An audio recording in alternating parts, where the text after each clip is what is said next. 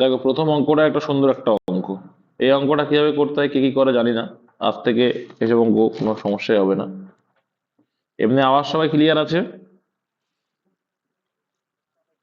দেখো এবারে দেখো এখানে একটা অঙ্ক দেখতে পাচ্ছ যে কি বলছে, চারটি মৌলিক সংখ্যার মধ্যে প্রথম তিনটি মৌলিক সংখ্যার গুণফল 385। তাহলে এই 385 গিয়ে কি করবে, উৎপাদকে বিশ্লেষণ করলেই তুমি মৌলিক সংখ্যাগুলো পেয়ে যাবে। প্রথমে 5 দেখতে পাচ্ছ, 5 দিয়ে ভাগ করো, তাহলে 5 দিয়ে ভাগ করলে কত হবে? শেষে 5 মানে সংখ্যাটা 5 দিয়ে ভাগ দেবে জানি আমরা। তাহলে কত হয়ে যায়? 5 সাতা 35, আবার 3 পড়েছে, আবার 5 সাতা 35। ওকে, আর 77 রয়েছে মানে কি বলবো, 7 11 77। তাহলে কিন্তু আমরা ক্লিয়ার বুঝতে পারলাম, এটা বুঝতে পেরেছো? এটা কি করলাম? তাহলে আমরা বলতে পারি প্রথম মৌলিক সংখ্যা 5, দ্বিতীয় মৌলিক সংখ্যা 7, তারপরে মৌলিক সংখ্যা 11, পরপর বলেছে মৌলিক সংখ্যা।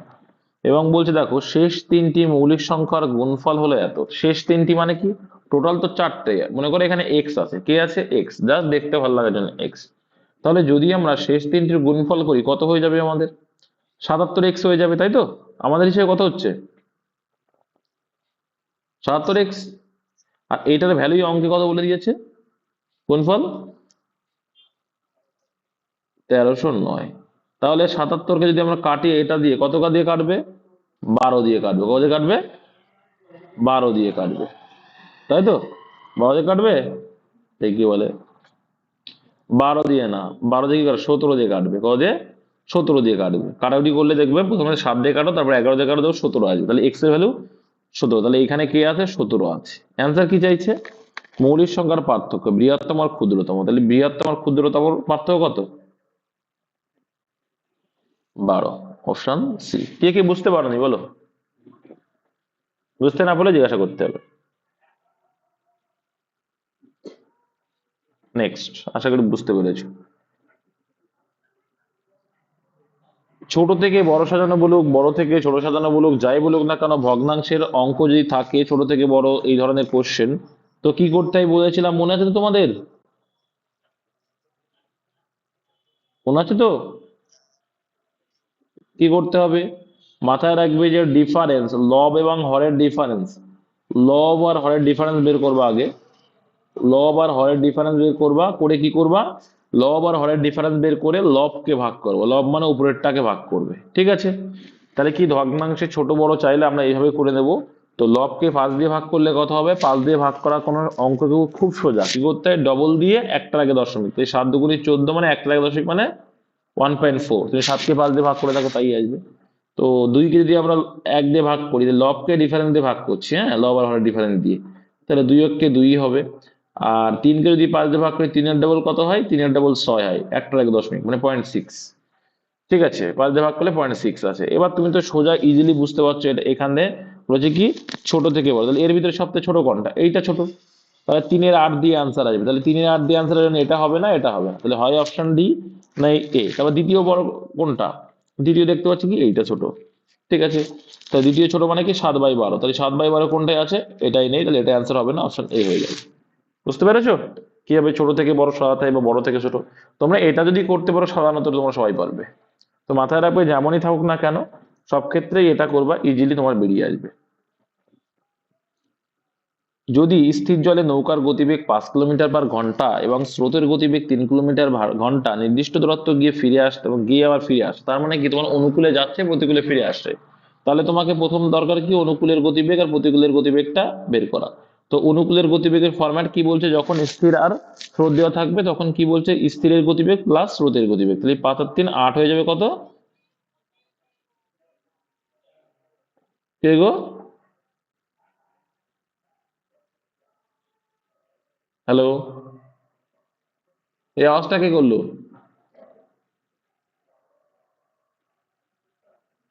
যাই হোক, মাইক্রোফোনটা অফ করে করো, কোনো একটা বাচ্চা টাচ্চা আছে হয়তো। তো যাই হোক, 5 আর 3 8, ঠিক আছে। আর প্রতিকূল, এটা যদি প্রতিকূল করো তাহলে প্রতিকূল কত হবে? প্রতিকূলের ফরম্যাট কি বলছে? যারা নতুন ভয় পাবে না, জিজ্ঞাসা করবে নৌকার গতিবেগের থেকে কি স্রোত বাদ দিলে আমরা কি পাবো? তাহলে 5 থেকে 3 বাদ দাও, 2, প্রতিকূল।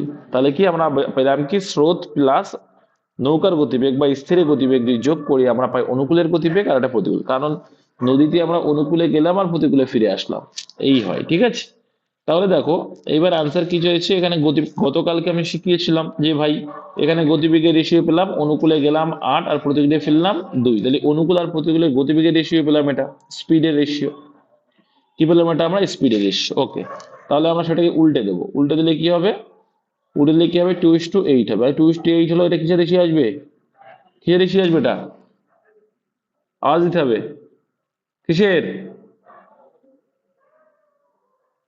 আচ্ছা, আমার কথা কিন্তু তোমরা শুনতে পাচ্ছ না? হ্যালো?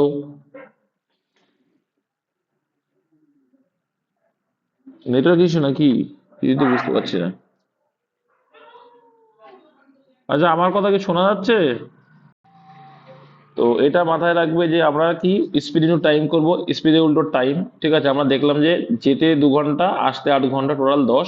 তো অঙ্কে 10 বলেই দিয়েছে, আমাদের অনুপাত হিসেবে যেটা সেটাই বলেছে। তাহলে আমাদের যে ডাটাটা করেছি সেটাই আমাদের অ্যাকচুয়াল ডাটা। তাহলে স্পিড হবে 8, যখন 2 ঘন্টা লাগলে 8×2 = 16, বা এটাও যদি করো যে 8×2 = 16ই আসবে। অপশন সি তোমার কারেক্ট অ্যান্সার হয়ে যাবে। নেক্সট দেখে নেব, দুটি সংখ্যার লসাগু ও গসাগু এত হলে সংখ্যা দুটির গুণফল কত? তো ধরো আমরা একটা জিনিস তো শিখেছি যে দুটি সংখ্যার গুণফল ইকুয়াল টু কি? দুটি সংখ্যার গুণফল ইকুয়াল টু কি? লসাগু ইন্টু গসাগু। তার মানে আমরা বলতে পারি যে লসাগু ইন্টু গসাগুর যে ভ্যালুটা, ওটা গুণ করে দিলে আমরা দুটি সংখ্যার গুণফল পেয়ে যাব। তো ভাই গুণ করলে কত আসবে? 29,400 আসবে। গুণ করলে কত আসবে? 29,400 আসবে। নেক্সট এই অঙ্কটা দেখো, কে কে কিভাবে করেছে জানি না, খুব সোজা ভাবে করবা। হ্যাঁ, তো √2 মান দিয়েছে 1.4। ঠিক আছে ভাই, কোনো ব্যাপার না। এবার দেখো এখানে কি করবে, আমরা ফরম্যাট করবো, করণ নিরসন করতে হবে প্রথমে। তো করণ নিরসন করা মানে কি? নিচেরটাকে সবসময় কি আউট করার চেষ্টা করতে হবে, তো নিচেরটা যেটা আছে তার বিপরীতটা উপরে করতে হবে। তাহলে এখানে √6 প্লাস √3, আর এটা যদি আমরা করি তাহলে কি হয়ে যাবে?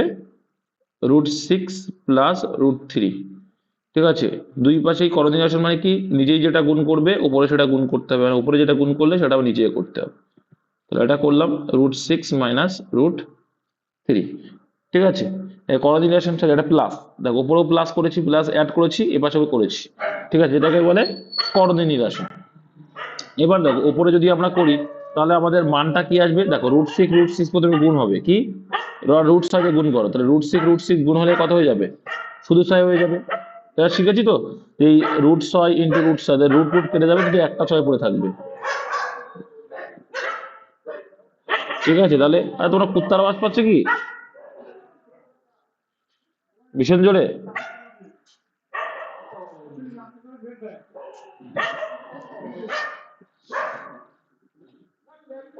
ঠিক আছে, দেখো তাহলে কি এখানে √6 গুণ করলে কটা হয়ে যাবে? একটা 6 হয়ে গেল। ঠিক, তারপরে √3, আর এখানে কত রয়েছে?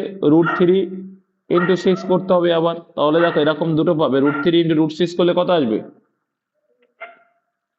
কত আসবে? √18, কারণ এটা আলাদা আছে মানে গুণ হয়ে যাবে। তাহলে কত হয়ে যাবে? প্লাস √18 হয়ে যাবে। তারপরে আবার প্লাস করে √3 দিয়ে, যখন আবার দেখো এই যে √6 এর সঙ্গে এটা গুণ হলো, আবার দেখো এটা দিয়ে গুণ করলে আবার এটা আসবে, দেখো আবার √18 আসবে। তোমরা গুণ করতে জানো কিনা জানি না, নাহলে লাস্টে বলে দিচ্ছি এটা গুণ করতে কি হবে। প্লাস দেখো √3 গুণ করলে 3 আসবে। তাহলে উপরে যদি এটাকে আমরা ক্যালকুলেশন করি আরো, তাহলে এখানে দেখবো আসবে কি? √18 মানে কত লিখতে পারি আমরা? √18 মানে 3√2 লিখবো। কি লিখবো? কে কে বুঝতে পারলে এটা? প্লাস 3√2। তাহলে এরকম কটা আছে? তাহলে দুটো আছে, তাই 3√2। একদম, নয় দুগুণ 18, ঠিক বলেছি। তাহলে এই দেখো √2 ভ্যালু কিন্তু বলে দিয়েছে। তাই √2 ভ্যালু যদি বলে দেয়, আমরা কিন্তু নিচের লাইন এখনো করি, নিচের লাইনে পরে করছি। তাহলে কত হচ্ছে এখানে ক্যালকুলেশন করলে? 9, 9 প্লাস 3√2, √2 ভ্যালু কত? 1.4। 1.4 গুণ 3 করলে কত আসবে? 3×4 = 42, মানে 4.2। তো দুটো 4.2 মানে কত আসবে? এবার যদি আমরা 3 কমন নিতাম হয়ে যেত। যাই হোক, কত হবে তাহলে এখানে? কত? 8.4। 8.4 মানে কি? 17.4। কত আসবে? 17.4 আসছে। তাহলে তাই আসবে 17.4। ঠিকঠাক যদি গুণ করো তাই আসবে, ভুল করলে কিন্তু ভাই ভুল হয়ে যাবে। ঠিক আছে, ঠিক করতে হবে তোমাদের। ঠিক আছে, তাহলে তাই যদি হয় তাহলে এই পেয়ে গেলাম। টোটাল আনসার কি? 17.4, মাথায় রাখবে। তাহলে এদিকে আমি 17.4 পেয়ে গেছি, মুছে দিচ্ছি কিন্তু। 17.4 পেলে কি হবে? ক্লিয়ার করলাম। এবার দেখো নিচেরটা যদি আমরা ক্যালকুলেশন করি, নিচেরটা কত হয়ে যাবে? 6 - 3, তাহলে কি স্কোয়ার মাইনাস বি স্কোয়ার সূত্র না এটা? স্কোয়ার মাইনাস বি স্কোয়ার সূত্র কি এ প্লাস বি ইন্টু এ মাইনাস বি, তাই তো? তো এটা আমরা এ ধরলাম, আমরা যদি বি ধরি তাহলে কি হয়ে যাবে? স্কোয়ার মাইনাস বি স্কোয়ার সূত্র এ প্লাস বি ইন্টু এ মাইনাস বি রয়েছে এখানে, তাহলে সেক্ষেত্রে কত 6 - 3 হয়ে যায়। তাহলে 6 - 3 মানে কত হয়ে যাবে? 3 হয়ে যাবে। আর ওদিকে কত পেয়েছিলে? 17 পয়েন্ট কত পেয়েছিলে? 4। 17.4 পেয়েছিলে বাই 3, তো 3 যদি ভাগ করি কত হবে? 3 × 5 = 15। আর এইদিকে রয়েছে কত? 2 বাকি, মানে 3 × 8 = 24। তাহলে একটা এক দশমিক ছিল দিয়ে বসিয়ে, তাহলে 5.8 অ্যান্সার। বুঝতে পেরেছো তো? কে কে বুঝতে পারেনি, কোথায় বুঝতে পারেনি আর বলবে। ক্যালকুলেশন বোঝো না যারা, সেটাও জিজ্ঞাসা করবে যারা বোঝো না। হ্যাঁ, কোন স্টুডেন্টের কথা বললো? কোথায় বুঝতে পারেন বলো, কি বোঝো না? √18 কি করে করলাম দেখো। করণীয় নিরসন বোঝো তো? সেটা তো বোঝো যে করণীয় নিরসন মানে কি? করণীয় নিরসন মানে উপরেও যেটা গুণ করা, এই একটা পার্ট ছিল অঙ্কে দেওয়া, আর এখানে √6 ছিল, √3 ছিল। তো কি করতে হয়, এখানে যে চিহ্নটা আছে তার উল্টোটা করতে হয়, মানে উপরেরটা নিয়ে আসতে, উপরেরটা নিচে নিয়ে আসবে অলওয়েজ। ঠিক আছে, এটা মাথায় রাখতে হবে, এটাই বলে করণীয় নিরসন। তাহলে এখানে প্লাস করলাম, তাহলে এটা এ পাশে যখন গুণ করলাম √6 + 3, এ পাশেও গুণ করবো √6 + 3। ওকে, যখনই গুণ করছি এগুলো, তখন দেখো সিম্পল লজিক মাথায় রাখতে হবে যে কি, এইবার দেখো এটা তো ক্যালকুলেশন করছো, তাহলে এটাকে যদি এ ধরি, এটা যদি বি ধরি, মানে এটাকে যদি বি ধরি, তাহলে কি এ স্কোয়ার মাইনাস বি স্কোয়ারের সূত্র হয়ে যাচ্ছে। কারণ কি এ স্কোয়ার মাইনাস বি স্কোয়ার সূত্র কি? এ প্লাস বি ইন্টু এ মাইনাস বি। তো এইটাই তো এই সূত্র। তো এ মাইনাস বি আগে থাকা যা, এ প্লাস বি আগে থাকা, একই তো বিষয়। তাহলে এটা মানে কি স্কোয়ার মাইনাস বি স্কোয়ার, তাহলে এ স্কোয়ার মানে কি 6 স্কোয়ার, √6 স্কোয়ার মানে কি রুট আর স্কোয়ার মিলে কেটে যাবে, 6 থাকবে। আর 3 রুটের স্কোয়ার হয়ে যাবে কি আবার, বি স্কোয়ার মানে কি √3 স্কোয়ার, তার মানে কি 3 হয়ে যায়। তাহলে 6 থেকে 3 বাদ দিলে নিচেই 3, এটুকু তো ক্লিয়ার। নিচেই 3 কিন্তু ক্লিয়ার করলাম। এর উপরে আসছি, গুণ করা কি ভাই তোমরা শেখোনি? এটাই তো খারাপ লাগছে, একদিন ধরে তোমরা গুণ করা শেখোনি। প্রথমে এইটার সঙ্গে এই দুটো গুণ করো, তাহলে গুণ করলে কত হবে? √6 মানে কি √6 কত হবে? একটা 6 হয়ে যাবে। প্লাস এখানে √6 আর 3, এখান থেকে তো সংখ্যা আলাদা, তাহলে রুটের মধ্যেই থেকে যাবে, 318 হয়ে গেল। ঠিক আছে, প্লাস দেখো এবার এইটাতে গুণ করো, √3 দিয়ে পরে দুটো গুণ করো, এই দুটো গুণ করলে কত হবে? √3 আর 6 করলে কত হবে? গুণ √18 হয়ে যাবে। প্লাস দুটো √3 মিলে কত হয়ে যাবে? শুধু 3 হয়ে যাবে। তাহলে দেখো এই 6 আর এই 3 যোগ করো, করলে কত হবে? 9 হয়ে যাবে। আর √18টা ভাঙা অনেকে বুঝতে পারছো না, তাই তো?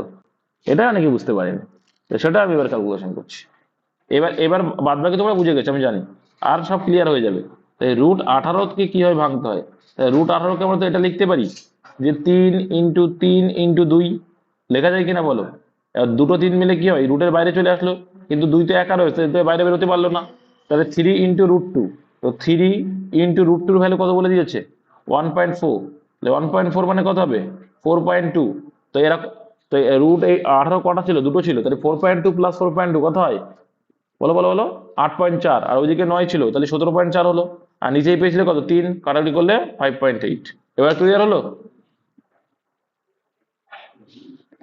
নেক্সট, কোন ক্লাসে 24 জন ছাত্রের গড় বয়স 12 বছর, এইগুলো ডেভিয়েশন প্রসেস করবো, একবারে হয়ে যাবে। তাই 24 জন ছাত্রের গড় বয়স কত ছিল? গড় বয়স মানে কি প্রত্যেকের 12 বছরকে ধরা হচ্ছে। যদি শিক্ষকের বয়স, তাহলে শিক্ষক এলো মানে কতজন হলো এখন? আগে তো 24 জন ছিল ছাত্র, এখন শিক্ষক এলো মানে কতজন হয়ে গেল? 25 জন। তাহলে 25 জন হয়ে গেল। এর 25 জনে বলছে কি গড় নাকি 1 করে বেড়েছে? আচ্ছা, গড় 1 করে বেড়েছে, মানে মোট কত বেড়েছে? 25 বেড়েছে। আচ্ছা, এই 25টা মোট 25 বেড়েছে, মানে গড়ে যদি 1 করে বাড়ে, তাই 25 জনের 1 করে বাড়বে, মানে মোট বাড়লো 25 বছর বাড়লো। কেন বাড়লো? আগে 12 তো ছিল, ঠিক আছে, কিন্তু এই শিক্ষকটা 12 তো আছেই আছে, সঙ্গে সঙ্গে এই 25 বছরটা এক্সট্রা এনেছে বলে তো 1 করে সবাই বেড়ে গেল। তাহলে কি 12 আর 25 যোগ করলে তো আমি শিক্ষকের বয়স পেয়ে যাবো। তাহলে কত হয়ে যাবে? 37 বছর। যারা যারা একদম বোঝো না, এইভাবে করে কিন্তু টাইম নষ্ট হবে। যে 24 × 12 করলে কত হয়? 4 × 12 = 48। আর এদিকে হাতে রইল আবার 4, 12 × 24, 24 আর 4 288 হয়ে গেল। আবার একজন বেড়ে গেল, মানে 25 জন গড় বেড়েছে, মানে 13। তো 13 × 25 কত হয় দাদা? 13 × 25 হয় 425। 325, হ্যাঁ 3 × 4 = 325, 325 হয়। তাহলে এবার দেখো, তাহলে কি শিক্ষকের বয়স ধরে যখন 325, তাহলে এই 325 থেকে এই 24 জনের বয়স যদি বাদ দিই, কত আসবে অ্যান্সার? 8 আর কয় দাও? 15, 7 দাও, হাতে রইলো 1। ঠিক আছে, 8 আর 1 9, 9 আর কয় দাও? 12, 3 দাও 12, হাতে রইলো 1, 2 আর 1 3, 3 3 মিনিট 22 37। এটা করলেও হয়, কিন্তু আমি যেটা বললাম ডেভিয়েশন প্রসেসে তোমরা কি পেন ধরা লাগবে ভাই? ধরা লাগবে না। 12 বছর আছে, 25 জন হয়ে গেল, 1 বছর করে পেছনে 25 বাড়লো, তাহলে 12 আর 25 37। জিকের মতো করবে যারা একটু জানে ডেভিয়েশন প্রসেস বা অনেকদিন ধরে যারা ক্লাসের সঙ্গে যুক্ত আছো। দেখো তারপরে কি বলছে, এ বি সি একত্রে একটা ইনিংসে 361 রান করে। এ ও বি এর রানের অনুপাত ও বি এস সি এর রানের অনুপাত প্রতিটি 3-2, তার মানে কি এইচ টু বিও যা বি টু সিও তাই, তাহলে আমরা দ ফর্মুলা করে নিতে পারি। তাই তো এইচ টু বি আর বি টু সির মান যখন দেওয়া থাকবে তখন আমরা কি ফর্মুলা করবো? দ ফর্মুলা। তাহলে 3:2, 3:2 দুটোই সেম বলেছে যখন। দ ফর্মুলা মানে প্রথমে এই দুটোকে গুণ করো, গুণ করলে 3 3 9, তারপরে এই দুটোকে গুণ করো, তাহলে কত হবে? 3 2 6, তারপরে এই দুটোকে দয়ের মধ্যে গুণ করা, তাই দ ফর্মুলা বলা হয়। 2 2 4। আচ্ছা মোট মান দাদা কত এলো? মোট মান কত আসছে? 19 আসছে মনে হয় সম্ভবত। মোট মান কত এলো? 19 এলো। আচ্ছা আমরা বলছি 19, অঙ্কে বলছে মোট মান কত? 361। কত? 361। আর আমরা এটুকু যদি বুঝতে পারছি কত গুণ, এটা 19 গুণ। কি করে বুঝলাম 19 গুণ? যাদের স্কয়ার মুখস্থ রাখতে বলেছিলাম এই জন্যই, যে 19-এর স্কয়ার কথায় 361, মানে দুটো 19 গুণ করে 361, তাহলে বলতে পারি আমরা যে এসছে 19, তার 19 গুণ 361। আনসার কি চাই? যে সি কত রান করেছিল, তো সি এর ভ্যালু কত? 4। তাহলে 4 গুণ 19 করলে কত হবে দাদা? 4 19 76। তাছাড়া অর্ডারটা বোঝার উপায় আছে। মনে করো আমি এটা গুণ ফুন কিচ্ছু করবো না, অপশনে দেখতে পেলাম যে কি অনুপাত 4, সি এর ভ্যালু 4, তো 4 দিয়ে একটা মাত্র অপশনই ভাগ যাচ্ছে, সেটা হচ্ছে ডি, তার জন্য ওটা আনসার করতে পারো। এগুলো হচ্ছে চটকা বুদ্ধি। নেক্সট, এ ও বি যথাক্রমে, এবার এই যে দেখেই করতে পারো, সেটা কিন্তু অনেক কনফিডেন্স লাগবে, তারপর থেকে করতে পারো, নাহলে করতে পারো না। কনফিডেন্সে কি করেছে? প্র্যাকটিসের উপর ডিপেন্ড করে আসবে, তারপর প্র্যাকটিস করতে হবে। তারপর দেখো বলছে এ ও বি যথাক্রমে 25,000 টাকা এত টাকা বিনিয়োগ করে। তো প্রথমেই কি বলেছিলাম? যতগুলো শূন্য দেখতে হচ্ছে বিনিয়োগে 3টে করে শূন্য, প্রত্যেকে 3টে শূন্য আউট করে দাও। তাহলে এরও 3টে শূন্য আছে, এরও 3টে শূন্য আছে, আউট করে দাও। আমি এটা বলেছি কিন্তু, যে 3টে শূন্য আছে মানে প্রথমে আউট করে দেবে। আচ্ছা বলছে কি এ আর বি, দেখো এ আর বি মাথায় রাখবে, বিনিয়োগের সঙ্গে টাইম গুণ করলে কি পাবো আমরা? লভ্যাংশ পাবো। তো লভ্যাংশের রেশিও বের করলে তো কত টাকা কি লভ্যাংশ পাবো সেটা বের করতে পারবো, তাই না? তাহলে দেখো 25 টাকা ধরে দিলাম, ঠিক আছে? তাহলে 25 টাকা বের করে দেখো 6 মাস খাটিয়েছে, কারণ পরে আবার 6 মাস পরে কি আবার 100 টাকা দিয়েছে, মানে আমরা দুটো শূন্য করে আউট করি, 3টে শূন্য আউট করি, 10 টাকা দিয়েছে। তাহলে টোটাল কত হয়ে যাবে? প্লাস এখানে দেখো কত 25 ছিল আর 10, মানে 35 × 6। এটা এটা আসলো কি এর এর লভ্যাংশ। তাহলে এর লভ্যাংশ কত? 6 × 25 = 150, প্লাস 210 যোগ করলে কত আসবে? যোগ করলে ভাই 360 চলে আসলো। এটা কি আসলো? 360 আসলো এর। আর বি কত?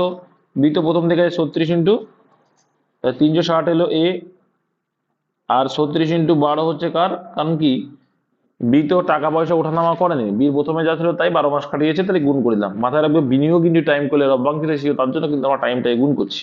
36 কেটে দেবো, পড়ে রইবে 10। আবার যদি ভাগ করি 2 দিয়ে যাবে, 5 দিয়ে 10 আর 6 দিয়ে 12।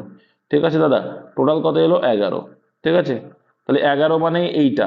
আর হচ্ছে যে কি বি কত টাকা পাবে, তাহলে 6 মানে কত করলেই চলে আসবে অ্যান্সার। কত দিয়ে ভাগ যাবে দেখো, জানি না, যা আসে আসে ভাই, কাটাকুটি করলে এটা আসবে। তাহলে 11 ভিতরে 6, 14,641 মধ্যে কত? তাই অ্যান্সার আসবে অপশন ডি। তারপরে কাটাকুটি তো করতে পারো। 10,000 টাকা 3 বছরের 5% হারে সরল সুদে যোগ সুদের তফাৎ। যারা বুঝতে পারবে না জিজ্ঞাসা করবে, নাহলে কিন্তু জীবনেও শিখতে পারবে না ভাই। দেখো তাহলে 10,000 টাকা 3 বছরের সুদ, আগে দেখবো সরল সুদ কত করে হচ্ছে। তাহলে দেখো 10,000 টাকার প্রত্যেক বছরের 5% করে সুদ হলে কত হবে? 500 টাকা। সিম্পল 500 টাকা করে। তাহলে প্রত্যেক বছরে 500 টাকা করে, 3 বছর মানে 500 টাকা করে। আর সরল সুদ আর জটিল সুদের সরল সুদ আর জটিল সুদের পার্থক্যটা কোথায় হয়? সরল সুদ আর জটিল সুদের পার্থক্য হয় যে প্রথম বছরে যে সুদটা হলো, ঠিক আছে, দেখো প্রথম বছরে 0 সুদ, কারণ আগে তো সুদই। প্রথম বছরে যে সুদটা হলো 500 টাকা, তারও সুদ দিতে হয়। তাহলে 500 টাকার 5% সুদ মানে কত হবে? 25 টাকা। ঠিক আছে, আর দ্বিতীয় বছরে কি হবে? এটা ডবল লিখতে হয়। কেন ডবল লিখতে হয়? 50, কারণ এই 500 টাকার 5% দিতে হবে 25 টাকা, আবার দ্বিতীয় বছরের 500 টাকার 5% দিতে হবে 25 টাকা, টোটাল 50 টাকা এক্সট্রা আবার সুদ দিতে হচ্ছে কিন্তু তৃতীয় বছরে। আবার দেখো এই যে 25 টাকা, এই 25 টাকা তোমার সুদ দেওয়া লাগবে তৃতীয় বছরে, মানে সুদের সুদ। ঠিক আছে, তাহলে 25% কত হবে? 1.25। যারা পারো না দেখো, দেখে নাও, 5% যদি করো তাহলে কত হবে? 5×5 = 25, 125/100 মানেই তো 1.25। তো 1.25। ঠিক আছে, তাহলে বলছে কি তফাৎ কোথায়? তফাৎ তো এইটুকু। তাহলে এইগুলো যোগ করলে কত আসবে? 50 পয়সা 75 আর 1 76 ঠিক আছে, এইটা হচ্ছে পার্থক্য। টেবিল ফরম্যাটে করবে, না হলে ভাই টাইম লেগে যাবে। ঠিক আছে, নেক্সট। মেদিনীপুর ও হাওড়া থেকে একটি ট্রেন একই সময়ে একে অপরের দিকে যাত্রা করে 50 কিলোমিটার, একেবারের দিকে মানে কি বলতো, বিপরীত দিকে, 50 কিলোমিটার ঘন্টা গতিবেগে 40 কিলোমিটার বেগে যাত্রা শুরু করে। যখন তারা মিলিত হয় তখন দেখা যায় একটি ট্রেন অপর ট্রেন থেকে এত কিলোমিটার বেশি দূরত্ব অতিক্রম করছে। দেখো এখানে কিন্তু সময় ফিক্স। তোমার তো গতকাল বলছিলাম সময় যদি ফিক্স থাকে, যেটাই তোমার গতিবেগের রেশিও সেটাই তোমার ডিস্টেন্সের রেশিও, বলেছিলাম কিনা? বলেছিলাম। তো ধরে নেবো কি ডিস্টেন্সের রেশিও 50:40 বলেছে, তোমরা রেশিও করে দিলে কত হয়ে যাবে, 5:4 হয়ে যাবে ডিস্টেন্স। তাহলে আমরা বললাম কি, যে সময় এ 5 যাচ্ছে ও সময় ও 4 যাচ্ছে। তো আমাদের হিসাবে দেখতে পাচ্ছি কতটুকু বেশি যাচ্ছে অনুপাতের হিসেবে, 1 বেশি। অঙ্কে সেটা কত বলছে, 15 কিলোমিটার বেশি। তাহলে আমাদের থেকে কত গুণ বেশি ভাই, 15। তাহলে দেখো আমরা আমাদের থেকে 15 গুণ বেশি। তাহলে 5 15 কত, একজন 75 গেছে প্লাস আর একজন অপর দিক দিয়ে 4 15 60 এসছে। তাহলে মোট ডিস্টেন্স কত হয়ে গেল, মানে একজন এইদিকে একজন এইদিকে আসছে, তাহলে কত হয়ে যাচ্ছে, 135 যোগ করলে তাহলে মোট ডিস্টেন্স 135 হয়ে যায়, অপশন বি। কত সিম্পলি অঙ্ক করা যায়। হ্যাঁ বুঝতে পারিনি, বলো।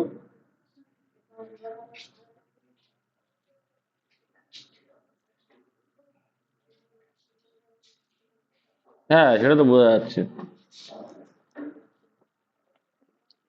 নেক্সট দেখো, কবিতা একটি কাজ।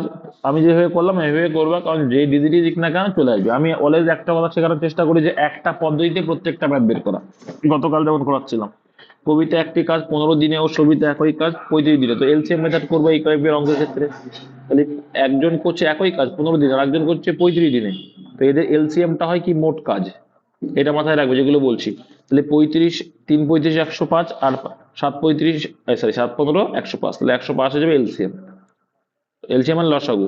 তাহলে দেখো 7 15 105 আর এদিকে 3 35 105। অ্যান্সার কি বলছে দেখো, তারা দুজনে একত্রে কাজটি শুরু করে, কাজটি শেষ হবার 5 দিন আগে সবিতা চলে যায়। তাহলে সবিতা মানে দ্বিতীয় জন চলে গেল, তাহলে লাস্টের 5 দিন কে কাজ করেছিল, কবিতা করেছিল।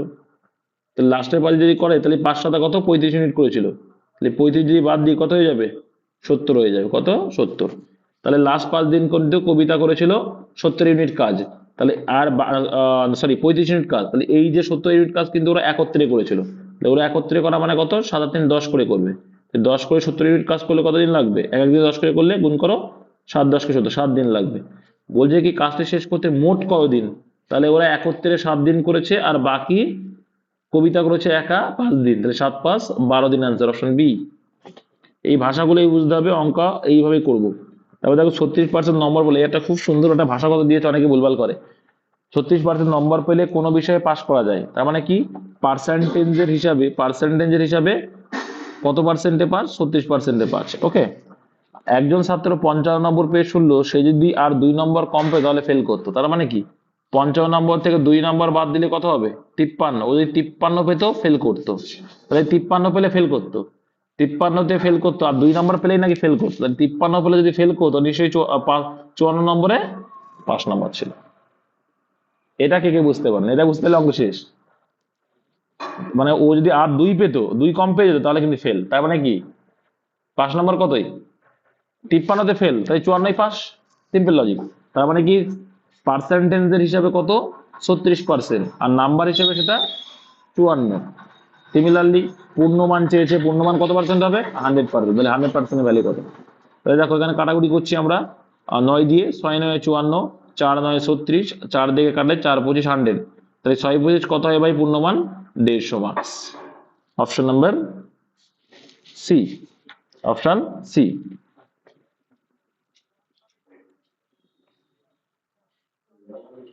এ ভাই অঙ্ক ভালো করে বোঝো, সে যদি আর 2 নম্বর কম পেয়ে তাহলে ফেল করে যাচ্ছে, কিন্তু 36% পেলে তো পাস। তাহলে 53 যদি ফেল করে যায় তাহলে নিশ্চয়ই 54-তে 5 নম্বর রেখেছে। এই ভাষাটুকু বুঝতে পারলে না। আমি তোমাকে বললাম, আমি তোমাকে আমি তোমাকে বললাম যে 53 নম্বর পেয়েছে, কিন্তু তুই যদি আর 2 কম পেয়ে যেতিস তাহলে কিন্তু ফেল করে যেতিস, তাহলে 5 নম্বর কথা হচ্ছে। তুমি 55 নম্বর পেয়েছো, 2 নম্বরের জন্য ফেল করে যাচ্ছ, যদি বলতো সে আলাদা বিষয়। তুমি 55 নম্বর পেয়ে পাস করে গেছো, এবার বলছে তুই যদি আজ 2 কম পেতিস না ফেল হয়ে যেতিস, ভাগ্য ভালো, এরা বলি না। তার মানে কি 55 থেকে 2 যদি বাদ দিই তাহলে 53 হচ্ছে, তাহলে 53 মার্কসটা কিন্তু ফেল করা মার্কস, তাই নিশ্চয়ই 54তে পাস। এটুকু তো বুঝতে হবে, বুঝতে পেরেছো এবার? তাহলে মাথায় খাটছে না এখনো? হাই কপাল। দেখো আবার ক্লিয়ার করি, তুমি 55 নম্বর পেয়েছো, ভালো করে বোঝো। তুমি কি করলে? 55 নম্বর পেলে, হ্যাঁ 55 নম্বর পেয়ে শুনলে যে সে যদি, মানে তুমি যদি, তুমি ভাবো যে 2 নম্বর কম পেয়ে যেতে, তাহলে 2 নম্বর কম পেলে মানে কত হতো? কত হতো? শোনা যাচ্ছে না আওয়াজ?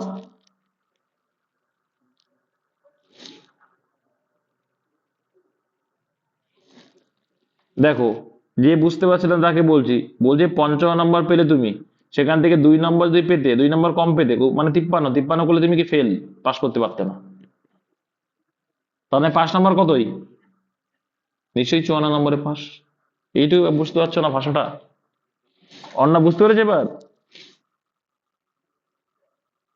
হ্যালো, কি করে ক্লাস করবে না? না সমস্যা হলে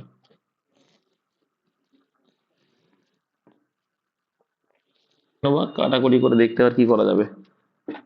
দেখো ইলোরা একটি পেন 12% লাভে বিক্রি করলো, যদি পেনটি সে আরো 3%, 3 টাকা বেশিতে বিক্রি করে তাহলে 18% লাভ। তাই দেখো আগে 12% লাভ করছিল, এখন লাভ করছে 18% লাভ, তাহলে কত পার্সেন্ট লাভ বাড়লো? 6% লাভ বাড়লো। কেন 6% লাভ বাড়লো? কারণ 3 টাকা বেশি করেছে। তার মানে বলতে পারি কি পার্সেন্টেজ হিসেবে 6%, সেটা 6% মানেই 3 টাকা। তাহলে ক্রয় মূল্য 100%, তাহলে 100% মানে কত? সিম্পল, 6% মানে 3 টাকা, 100% মানে কত? তাহলে 3 2 6 এখানে কাটলে 50, তাহলে 50 টাকা হয়ে যাবে কিন্তু ক্রয় মূল্য, অপশন নাম্বার বি। আবার বলছি নিউ যারা বুঝতে না পারলে জিজ্ঞাসা করবে, আমি হাতি ঘোড়া কিছু না। দেখে এটা তোমার কোনো সূত্র পুত্র কিছু না, গুণ করবা, 3 তে 7 গুণ করলে কত হবে? 7 এর কিউব কত? 7 এর কিউব কত হয়? 343। আচ্ছা কটার আগে দশমিক? এখানে একটা, দুটো, তিনটে, গুণের ক্ষেত্রে তাহলে 3টে আগে দশমিক হয়ে গেল। ঠিক আছে, এখানেও তাই 3 গুণ করবো আমরা, 3 যদি গুণ করি 3 এর কিউব কত হয়? 27। তাহলে কটা আছে? 3টের আগে দশমিক হবে, কটার আগে? 3টের আগে, তো 3টের আগে দশমিক দিয়ে দিলাম, মানে এই একটা, এই একটা, এই একটা, 3টে সংখ্যার আগে দশমিক। তারপরে দেখে নেবো কি, তাহলে এটা কি যোগ, তারপরে আবার দেখছি কি যোগ এইটা, তাহলে পয়েন্টের জায়গায় পয়েন্ট দাও, আর এখানে 6 3, আর কিছু করার দরকার নেই। তো এখানে দেখতে ভালো লাগার জন্য শূন্য দিতে পারো, কোনো সমস্যা নেই যোগ করার জন্য। তাহলে যোগ করো, 7 আর 3 কত হবে ভাই? 10 হয়ে যাবে। তাহলে 4 আর 2 7 3 9, হাতে 1 ছিল, আবার 10 শূন্য, আবার হাতে 1, 7 3 9, আবার হাতে 1, 10 হয়ে গেল। তো পয়েন্ট, হাতে 1 ছিল 1, তাহলে 1-এর পরে, পয়েন্টের পরে যা শূন্য আছে দাম নেই, তাহলে আর দেখার দরকার নেই, অ্যান্সার হয়ে যাবে 1, অপশন এ। সিম্পল অঙ্ক, কোনো জটিলতা নেবে না। কোন, বলছে কোন সংখ্যার বর্গমূলের 1/3 এত, ভালো করে বুঝবে যে কোন সংখ্যা, ধরে নাও x সংখ্যা, x সংখ্যার, এর মানে গুণ, বর্গমূলের 1/3, মানে এই সংখ্যাটা x এর বর্গমূল মানে কি? রুট, যেটা আমরা ইংলিশে বলি, রুট এক্স এর 1/3, 1/3 সমান এইটা। তো এইটাকে যদি আমরা ভেঙে লিখি, হ্যাঁ তাহলে তোমাদের সুবিধা হয়ে যাবে বুঝতে, বা তোমাদের শিখিয়েছি সেটা করলেও হবে, কোনো সমস্যা নেই। তোমরা যদি মনে করো এটাকে আমরা কি লিখবো, 1/1000 লিখতে পারো, কোনো সমস্যা নেই। তাহলে 1/1000 লিখলে,